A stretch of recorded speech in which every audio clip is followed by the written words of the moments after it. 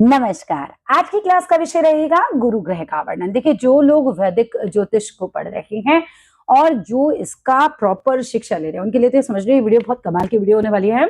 इस वीडियो में हम लोग समझने वाले हैं गुरु ग्रह को बहुत डिटेल में, किस तरीके से गुरु ग्रह हमारी कुंडली में काम करते हैं, किस तरीके से हमें उन्हें समझना है, हमें ये क्या क्या चीजें हम गुरु ग्रह को देखकर प्रिडिक्ट कर सकते हैं, किसी की अच्छी भी खराब भी, किन चीजों के कारक होते हैं गुरु कुंडली में, क्या कुछ समझने वाले हैं अपनी इस वीडियो में।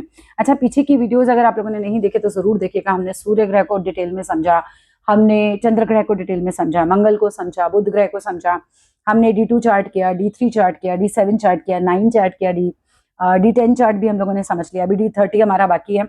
ठीक है, हो सकता है जब तक आप ये वीडियो देखें तब तक D30 हो चुका हो। तो कुल मिलाकर हम यहाँ पर बहुत सारी चीजें जो बेसिक ज्योतिष होती है वहां से लेकर एडवांस तक जाने वाले हैं इस चैनल पे। तो चलो प्रारंभ करते हैं अपने इस वीडियो को। देखिए, गुरु ग्रह को नवग्रहों में देवगुरु कहा जाता है। अब हम सभी जानते हैं कि गुरु क्या देवताओं के गुरु हैं। तो आप समझो कि आपकी कुंडली में अगर अकेले गुरु ग्रह भी मजबूत हो गए ना तो आपकी कुंडली कहीं ना कहीं काफी मजबूत कुंडली हो जाती है। अब जिनकी कुंडलियों में गुरु ग्रह जो होते हैं वो लग्न में बैठ जाए ना तो कहते हैं 1.25 लाख दोषों को दूर कर देते हैं। तो हमारा गुरु ग्रह कितना इंपॉर्टेंट हो गया समझो, देवताओं के गुरु। तो जिनके गुरु कुंडली में अच्छे है तो समझो कि वो बहुत सारी चीजों को कंट्रोल खुद ही कर लेंगे हमारी कुंडली के अंदर। यह ज्ञान, गुरु ज्ञान के कारक हैं। आपके पास कितना ज्ञान है, आपकी कितनी नॉलेज है, राइट। गुरु धर्म के कारक हैं। जिन लोगों के गुरु बहुत अच्छे होते हैं कुंडलियों में वो लोग जनरली धार्मिक प्रवृत्ति के होते हैं। धार्मिक प्रवृत्ति का मतलब केवल ये नहीं कि भगवान का जाप ही करते रहते हैं, आप अच्छे मन के हैं। आपका व्यक्तिगत धर्म क्या है, केवल ये थोड़ी है कि आप बैठ के सिर्फ पूजा ही करें। आप लोगों के साथ कितना अच्छा व्यवहार करते हैं, आप लोगों के साथ कितने अच्छे हैं। अच्छे गुरु वालों के व्यवहार भी अच्छे होते हैं। अच्छे गुरु वालों को आप देखो सदाचार से यहाँ जोड़ा गया है। धार्मिक होंगे, मना नहीं कर रहे, पूजा पाठी भी बहुत होंगे, लेकिन हम ये नहीं कह सकते कि वो सिर्फ पूजा पाठी होंगे। अच्छे गुरु वाले ज्ञानी भी होते हैं। आप उनके पास बैठो, आपको बहुत अच्छी बातें बताएंगे। वो अच्छा खासा ज्ञान उनके पास रहता है। भाग्य के भी कारक होते हैं 9th हाउस कुंडली में। आप देखो आपके भाग्य का है ना, भाग्य का भाव होता है कहीं ना कहीं, उसके कारक कौन है, हमारे गुरु ग्रह हैं। गुरु ग्रह जो है वो संतान के भी कारक होते हैं। आपकी कुंडली में पंचम भाव जो होता है वो संतान का होता है। तो पंचम भाव के कारक कौन है, वो भी हमारे गुरु ग्रह हैं। आपकी संतान कैसी होगी, जिनके गुरु बहुत अच्छे होते हैं यूजुअली उनको संतान भी बहुत अच्छी मिलती है। अच्छी का मतलब हम यहाँ सुंदर संतान नहीं बल्कि अच्छे गुणों से युक्त संतान की बात कर रहे हैं। उच्च शिक्षा, अब गुरु आपके उच्च शिक्षा के भी कारक हैं। आप अपनी शिक्षा जो होती है वो कहीं ना कहीं पंचम भाव से भी देखते हो, आप शिक्षा जो है नवम भाव से भी देखते हो, उच्च शिक्षा हम नवम भाव से भी देखते हैं। तो गुरु जो है वो उच्च शिक्षा के भी कारक हैं। नवम के कारक हमें पता है कि गुरु हैं। वेद शास्त्र के भी कारक हैं, जिनके गुरु की दशा आ जाए और गुरु कुंडली में बढ़िया जगह बैठे हुए तो आप समझो कि ऐसे में कई बार क्या होता है, लोग वेदों को पढ़ने लग जाते हैं, शास्त्रों को पढ़ने लग जाते हैं। इस तरह की चीजों में उनकी रुचि बढ़ जाती है। गुरु तो है। अब गुरु को यहाँ पर टीचर से तो आप जोड़ ही सकते हो, साथ साथ जो लोग कंसल्टेशन का काम करना चाहते हैं उनके भी गुरु कई बार आपको चेक जरूर करने चाहिए, बिकॉज कंसल्टेशन के लिए आपका गुरु का मजबूत होना बहुत इंपॉर्टेंट होता है। देखो, गुरु का काम है लोगों को दिशा दिखाना, तो कंसल्टेशन में भी तो यही होता है कि हम लोगों को ये बताते हैं कि आपके लिए ठीक है, आपके लिए गलत है। तो कंसल्टेशन देना एक तरीके का इसी तरीके का तो काम है जैसे एक टीचर का काम होता है। टीचर क्या आपको बताता है कि भाई ये सही है ये गलत है, इस तरीके से बताता है, जीवन के बारे में समझाते हैं। तो ऐसे ही कंसल्टेशन जो लोग देते हैं उनका भी तो यही काम है।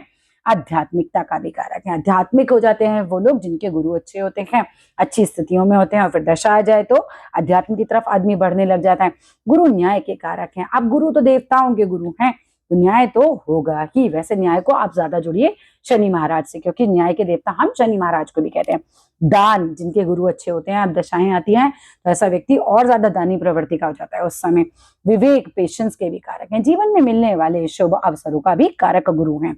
जिस प्रकार गुरु अपने शिष्य को सही मार्ग दिखाता है उसी प्रकार जन्म कुंडली में गुरु व्यक्ति को ज्ञान, सही निर्णय लेने की क्षमता, नैतिकता और जीवन में उन्नति का मार्ग प्रदान करते हैं। गुरु आपको राइट रास्ता दिखाता है कि भाई जीवन में इस तरीके से चलो, आगे बढ़ो। सो ऐसे आपकी गुरु ग्रह भी आपकी कुंडली में आपको सही रास्ता दिखाने का काम करते हैं। यदि जन्म कुंडली में गुरु बलवान हो तो व्यक्ति विद्वान होगा, धार्मिक होगा, उदार होगा, सम्मानित होगा। अच्छे गुरु वालों का सम्मान भी बहुत होता है और समाज में प्रतिष्ठा होती है। समाज में प्रतिष्ठा को हमने याद कीजिए सूर्य ग्रह से भी जोड़ा था। जिनके सूर्य अच्छे होते हैं उनकी भी ख्याति फैलती है, ऐसे ही जिनके गुरु अच्छे होते हैं उनका भी कहीं ना कहीं सम्मान होता है। अब आप इसे इस तरीके से जोड़ो कि अच्छे गुरु वाले व्यक्ति के पास अच्छा ज्ञान होगा, अच्छा सदाचारी वो व्यक्ति होगा, धार्मिक व्यक्ति होगा, है ना, वेद शास्त्र का ज्ञाता हो सकता है, दानी व्यक्ति हो सकता है। तो ऐसे में क्या होगा, ऐसे में इस व्यक्ति को समाज में बहुत ज्यादा प्रतिष्ठा मिलेगी, राइट।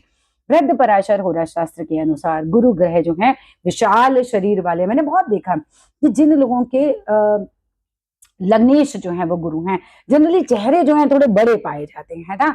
तो गुरु को भी यहाँ जोड़ा गया कि गुरु ग्रह क्या है, विशाल शरीर वाले, हल्के पीले और सुनहरे वर्ण के केश हैं और नेत्र वाले, मतलब केश और नेत्र जो हैं वो हल्के पीले और सुनहरे वर्ण के हैं, कफ प्रकृति वाले हैं, धैर्यवान हैं और समस्त शास्त्रों के ज्ञाता हैं। धैर्य तो तुम ऐसे ही समझ लो, टीचर में कितना पेशेंस होता है ना, इतने सारे स्टूडेंट्स को संभालता है। तो हमारे गुरु तो क्या है, देवताओं के गुरु है, सबको संभाल रहे हैं, इतना पेशेंस होगा। तो ऐसे ही जोड़ के रख लीजिए यार। गुरु का व्यक्तित्व गंभीर होता है, प्रभावशाली होता है और शांत होता है।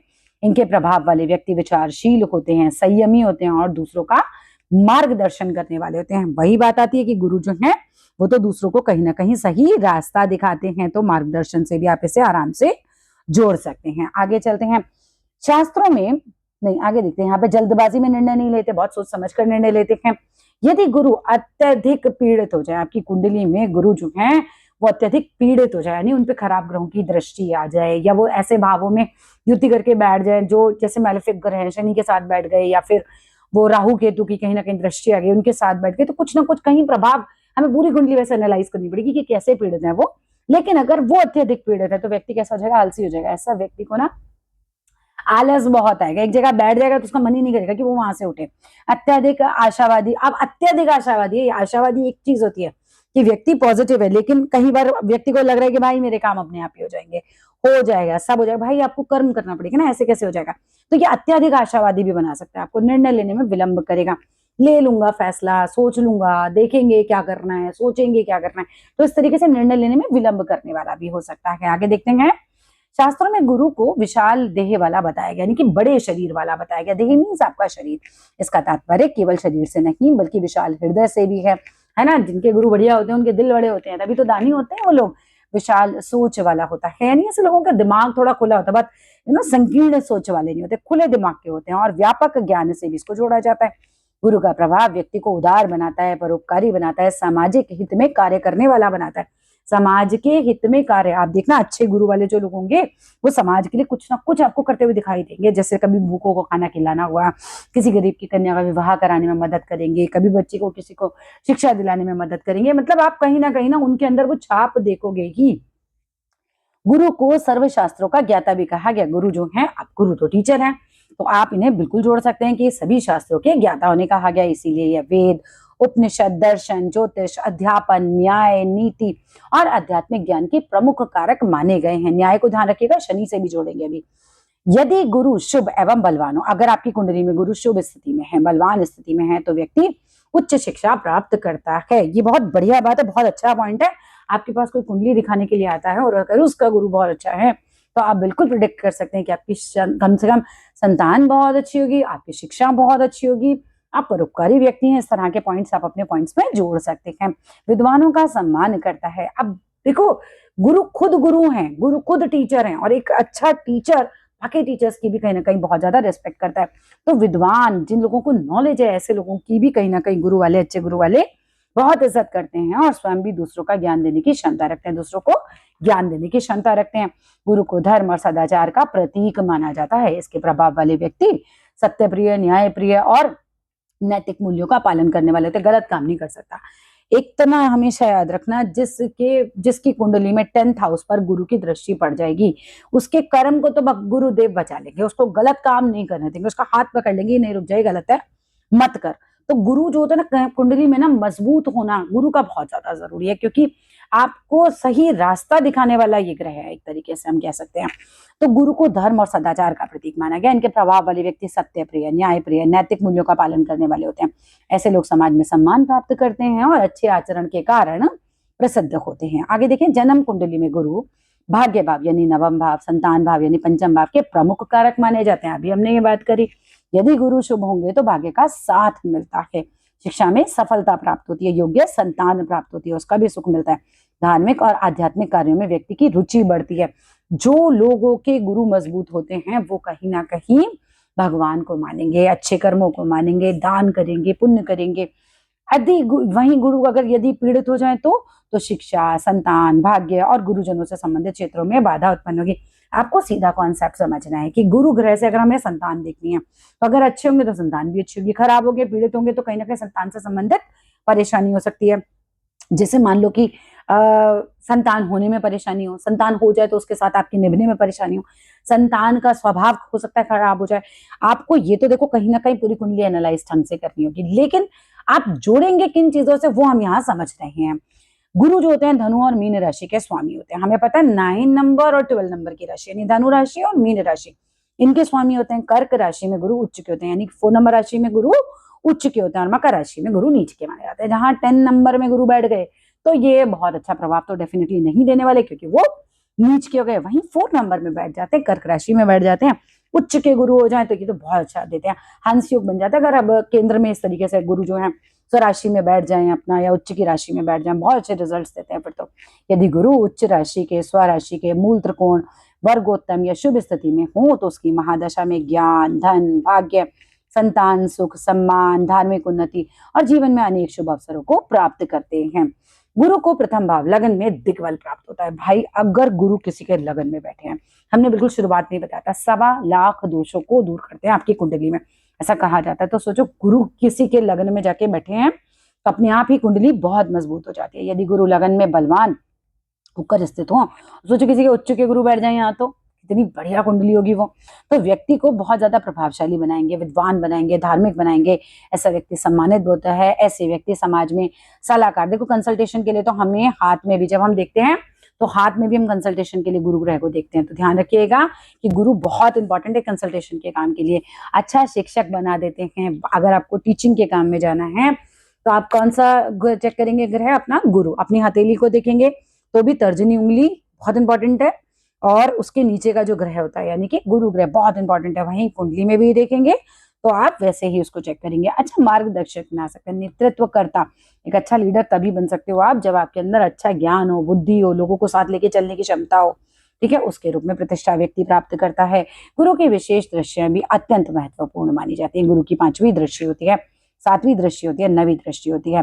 गुरु को देखो विशेष दृष्टियां प्राप्त है। 7वीं तो हमें पता है सभी की होती है, लेकिन 5वीं और 9वीं दृष्टि बहुत इंपॉर्टेंट होती है कि हमें ये याद हो, और उनकी दृष्टियां जहां जहां पड़ेंगी बस समझ लो उस भाव में तो कहीं ना कहीं शुभता बढ़ा देंगे, वृद्धि करेंगे और संरक्षण कहीं ना कहीं प्रदान करने का प्रयास करते हैं। यही कारण है कि ज्योतिष में गुरु की दृष्टि को अत्यंत शुभ माना जाता है।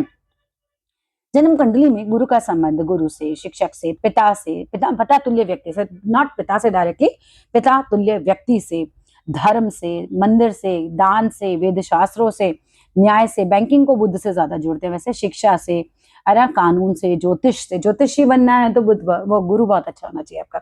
आध्यात्मिक संस्थाओं से, धार्मिक कार्यों से इसको माना जाता है। इसीलिए शिक्षक, प्रोफेसर, न्यायाधीश, वकील, सलाहकार, ज्योतिष, आध्यात्मिक गुरु और शोधकर्ता जैसे व्यवसाय में गुरु का विशेष महत्व होता है। तो बहुत ध्यान रखना, न्यायाधीश बनना है तो आपको साथ ही साथ शनि ग्रह को भी चेक करना है, ठीक है। न्याय के कारक वो होते हैं। स्वास्थ्य की दृष्टि से गुरु का संबंध आपके यकृत, लीवर से होता है। वसा, फैट, पाचन शक्ति, जांग, अग्नाशय, रक्त में पोषण शक्ति, शरीर की वृद्धि से माना जाता है।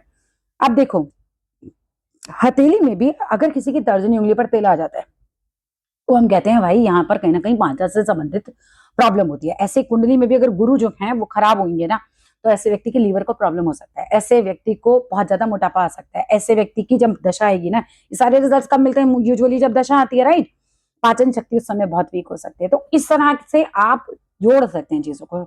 यदि गुरु शुभ होंगे तो व्यक्ति स्वस्थ होगा, संतुलित होगा और दीर्घायु होगा, अच्छी आयु मिलेगी।